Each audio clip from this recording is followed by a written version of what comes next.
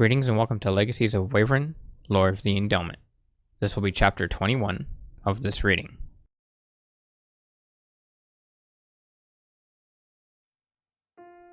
When I came back to the hotel, I knew I had to tell the sad story about what happened to Salus and Fox. I turned to Serena and asked her to come with me into my bedroom, with only Wolf and Bunny following. They just stood at the door with their backs turned to it, making sure no one else came in, while Serena slowly motioned to sit down on the foot of the bed. Just as I explained, the three of them quickly went to cry, while only Serena placed both of her hands up to cover her face. I sat next to her left side and reached around to gently place my right hand on her right shoulder, while putting my left hand gently on her left thigh. A few minutes into their crying, Wolf and Bunny amazingly calmed down as they stepped out of the room. Serena, though, leaned onto me and placed her head on my right shoulder, while she grabbed my left hand, both of hers, and said, "I'm so sorry, Ray. I knew I should have stopped him." I softly tried to calm her down as I said, "Shh, it's okay, Serena. Shh, it's okay. Don't cry. It's not your fault." "I'm so scared, Ray." I looked over at her, slightly confused, and asked, "What? Why?" "I'm scared for you. What if the next time you leave, you never come back?" I chuckled at that, as cruel as that may seem, then placed my head on hers and said, "Trust me, Serena. I will never leave you, nor any of my friends, so long as I never say goodbye." I waited about a minute for her to calm down, then very quietly said, "Remember, Serena, I will always be with you, no matter what happens. I love you, with all my heart and soul." She looked up at me and said, "I love you too." She moved to give me a quick kiss on my lips, then moved so we could gaze into each other's eyes passionately. We then slowly motioned closer to each other as we closed our eyes and melded our mouths into a great kiss, while we moved to lie across the bed.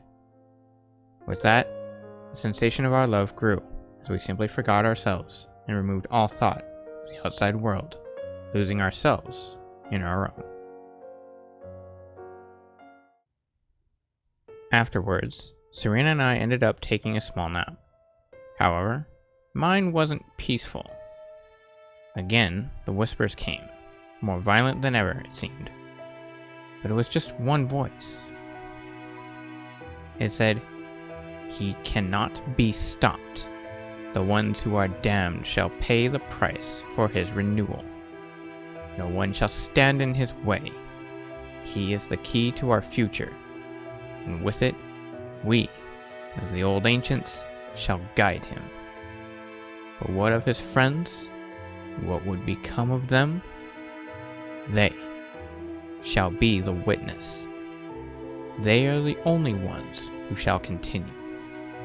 And soon after, they will become the Endelment, born to obliterate the unworthy, shall become the new god of realms. You cannot be stopped.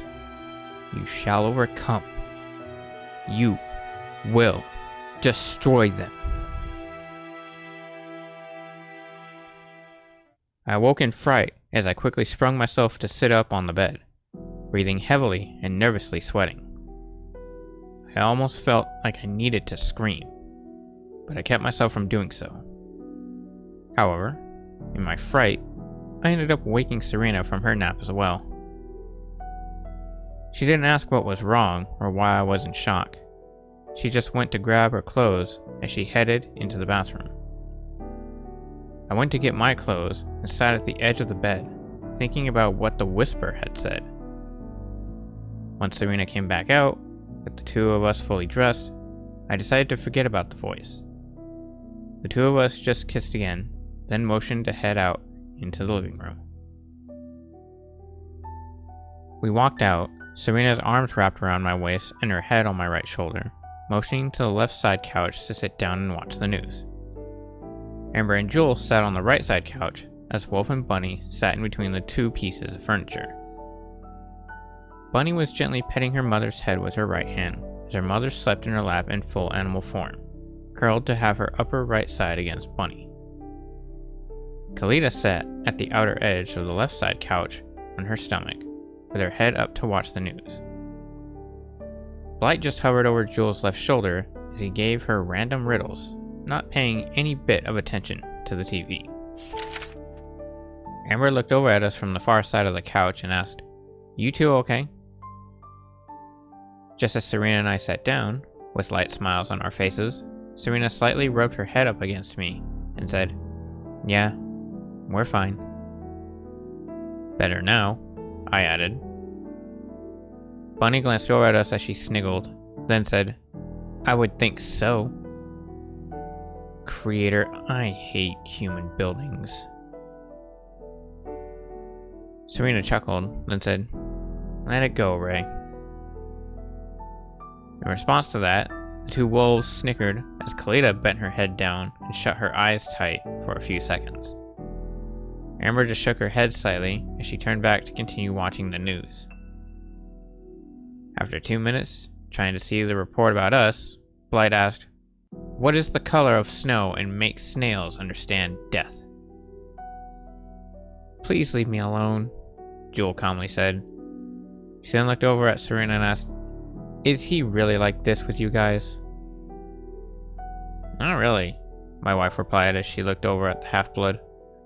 "Only to those that aren't a part of the Shero dynasty." Blight then quickly said, "I always run but never walk, have a mouth but never talk." "I wish," Serena said as she looked back over at the TV.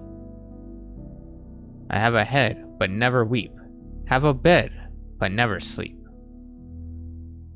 Jewel looked back at the TV as Amber quickly leaned forward, turning to the annoying ball of energy that never shuts the hell up, as she yelled, "Quiet, Blight. You heard me before, yet you hear me again.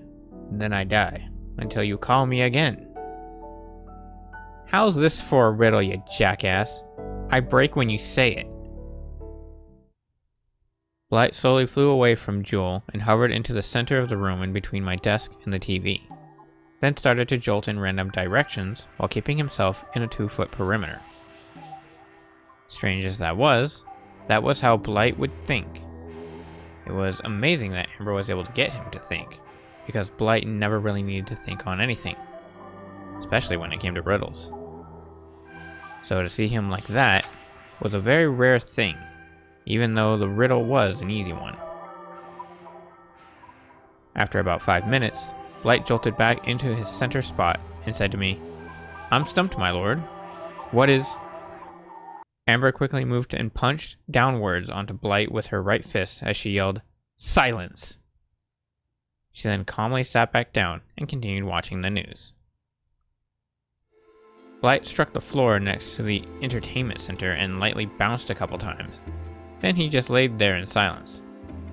I think he was out. As I glanced over at Blight to see him lay there, the anchorman on the news said, "In a recent story, our newly found superheroes protected us once more from yet another threat that again hit the streets of Denver City, Colorado." I looked back up at the TV, just as it showed a recording of Vincent and Salis yelling at each other on the ground. However, like last time, it was far away and not in perfect quality. While the recording continued, the anchorman said, "Apparently, one of the recent heroes from before that protected us from the first random attack was seen threatening the citizens and fighting against one of his own."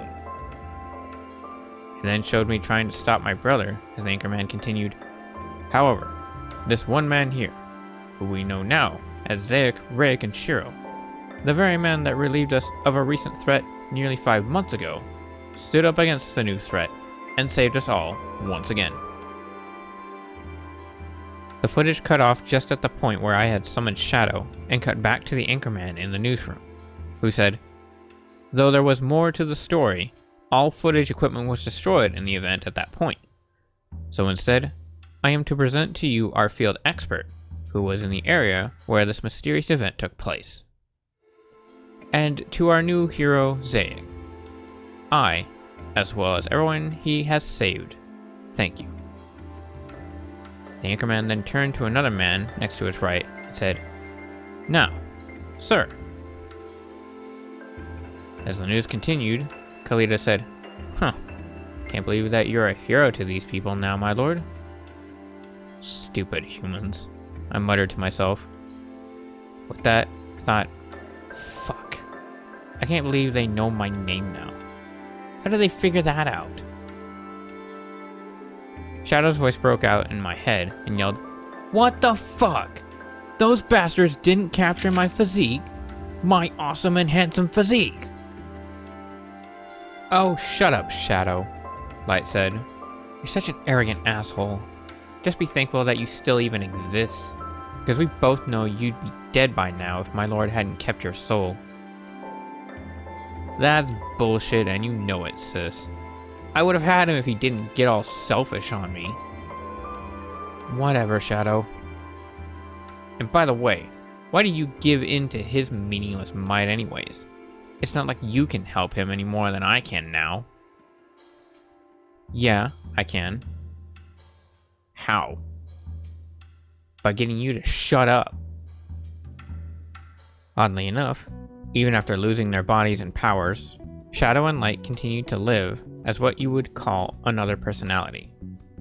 A schizoid embolism, if you will. Even though Light explained it to me, I still couldn't quite understand it. Yet from what she said, I could use their souls to fortify themselves into copied entities of my former self with a piece of their powers. Along with Shadow and Light being other personalities now, they were still somehow able to fight with one another, both verbally and physically. Really annoying, actually. As they continued to bicker, while also biting each other every now and then, Khalida looked over at me and sarcastically asked, How are Shadow and Light doing? I glanced at the wolf and asked, Can't you tell? Well, my telepathy doesn't work so well outside the realm of gods. I moaned in irritation. It was also greatly relieved, then said, Hating them. That sucks. I hope you can stand them bickering like that. And I just drowned them out. After the report on us passed, I heard loud, rapid banging at the front door, followed by Matthew yelling, Guys! Guys! Did you see the news? It was awesome! While Matthew banged on the front door a few more times, Amber stood up to go open it as she yelled, Quit banging on the goddamn door! At the same time, Light jolted up and said to himself, Damn, she's got one hell of a punch. He then flew over to Serena's right shoulder and said, I am greater than God, and more evil than the devil. The poor have me, and the rich need me. And if you eat me, you will die. What am I? Let's see, my wife said, looking at Blight.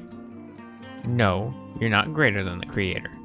Yes, you are worse than the Dominion. No, the poor don't. No, the rich don't. And no, I wouldn't if I did.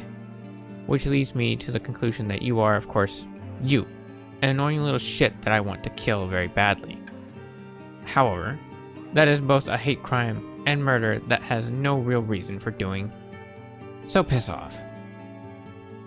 Blight jolted up slightly and said, Geez, man, she's mean. What do you see in her? Blight, I said, don't make me kill you. And you know I will, if necessary. Because I don't take insults of my wife. I then looked over at him and continued, Ever. So, what exactly did you say again? Blight just hovered in his spot in silence, then asked, What is the center of gravity? I grew a bit angry and replied, It'll be me if you don't shut up. He was silent for a moment, then said, Fair enough, my lord. The annoying ball of energy that never shuts the hell up flew around the back of my head to hover over my left shoulder, and surprisingly, he went completely silent. Amber and Matthew walked to the right side couch to sit down, while Jewel looked at Serena and me as she said, You know, I wouldn't mind if he just talked to me normally and just threw out like one riddle a day. But it just gets so annoying when he continuously does it. Yeah, Serena said, looking back at the TV to see the anchorman talking about a street race that got busted last week. But for now, the best thing to do, unless you're Ray or your sister, is to just ignore him. That reminds me, Matthew said, turning towards me from watching the news. Dude, I got a great spot for you to do a major street race in. You up for it? You conduct races? Totally. How major? I asked, looking over at the human with a smirk. Nothing human can be more major than what people from Wavryn do. It humaned me to see what humans thought was major to themselves. Matthew handed his laptop over to Amber, then stood up and took out a couple computer cords from his right front pocket. He walked over to the TV, plugged the cords into the back of it, and changed the setting to hook up his computer. He sat back on the couch in between Amber and Jewel, then grabbed his laptop and plugged in the other end of the cords to the left side as it started up. Just as he typed something on his computer, I looked back at the TV to see it bring up a desktop screen and quickly change to a webcam that showed an overview of Chicago, Illinois. The camera zoomed down to an area that had a red line move through part of the city streets, while Matthew said, "This is the raceway that I've created for next week's major race. The red line you see here is the route. It's the area where you and 9... He then looked back at me and said, "Count 'em, 9. Then back at his computer as he continued, "Other street racers will be racing." By the creator, humans are stupid, I thought as I watched the screen. Khalida just glanced at me, then snickered in guessing that I was annoyed. After a moment, I asked, "How many laps are there?" "Just one. Trust me, there's a lot of weird twists to this race. More than usual." Matthew typed in a few more things on his computer, then he looked up at the TV screen as he said, "Watch this." We all watched the second thin blue line run through the red one, while I continued, "Your starting line will be the crossroad between North Canal Street and West Fulton Street." The blue line moved through each of the streets, with some weird little animations for the turns and walls for going outside the racing line, with even more weird animations for going the right way or the wrong way on certain streets. As the animation continued, Matthew said, "You'll then go down West Fulton Street, then turn left onto North Halsted Street. There will be marks for you guys to see where to go, but they will be a bit hard to read. So keep your eyes peeled and your mind focused." "Just FYI," Serena said as she watched the TV screen, "there's no need for you to tell Ray to keep his focus when it comes to anything, especially when racing. He either cares or he doesn't." "Right. Whatever." "Whatever to you," I thought, glancing at the human.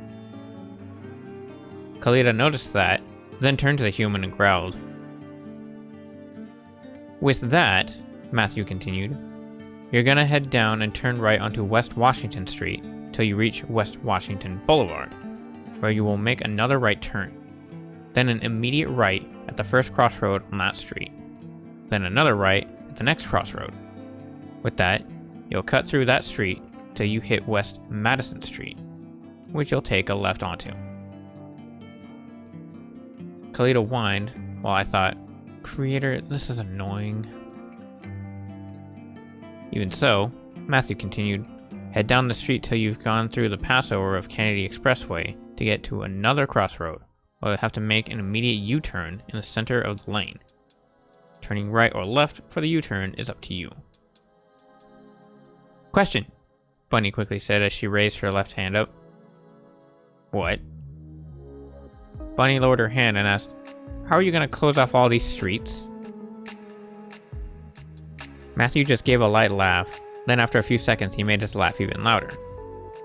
After a minute, he ignored my daughter's question, turned back to the TV, and continued, "After you make the U-turn, you're going to take the first off-ramp onto Kennedy Expressway."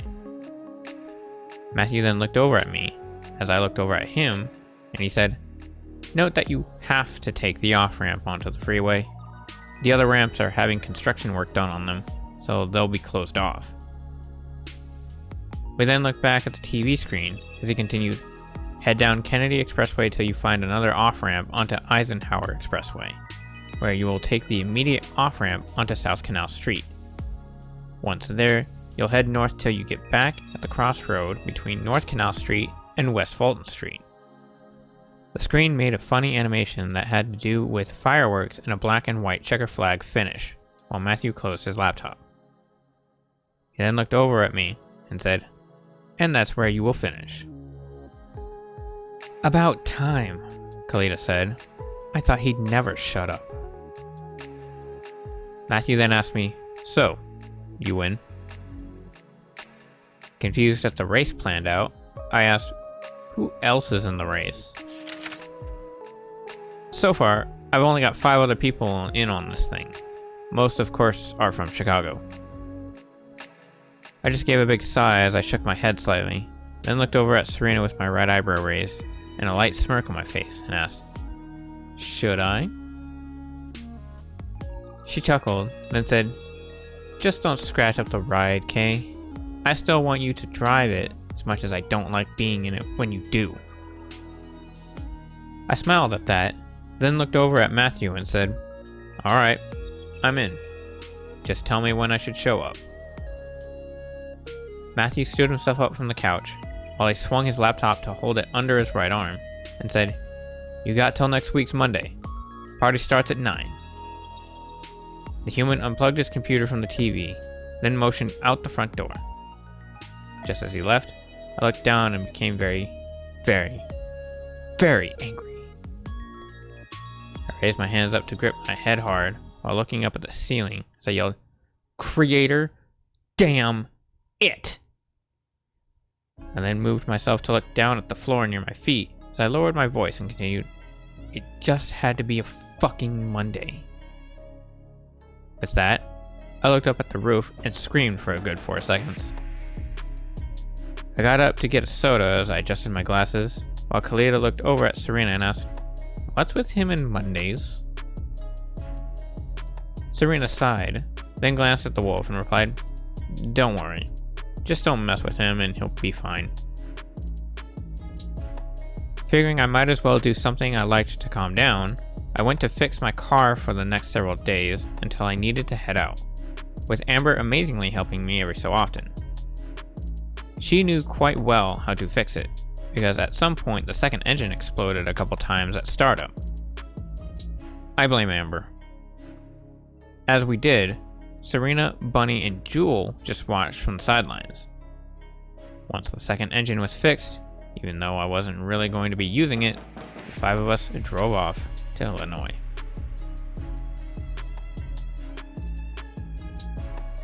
This concludes the reading of Chapter 21. Thank you all for watching and listening. If you like what you've seen and heard, there will be a link to my physical works in the description below. With that being said, stay safe, take care, and we'll see you again next week, reading Chapter 22.